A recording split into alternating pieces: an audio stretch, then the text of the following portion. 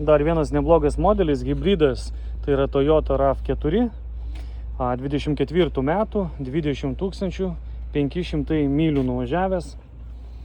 Tai parsiduodant draudimo kompanijos irgi. Lapkričio 6 bus aukcionas.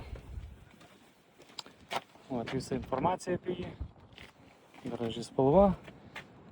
Nedaug pažeidimų šitam šone. Juodas salonas, medžiaginės sėdynės, yra iššovusios abidvi lubų pagalvės, kaip mato, turi liuką, šviesias lubos. Mašina tikrai geros būklės ir atrodo ir jaučiasi kaip nauja, dar labai nedaug nuvažiavus. Jinai kūrėsi ir važiuoja, tik negaliu užvesti, nes nėra rakto.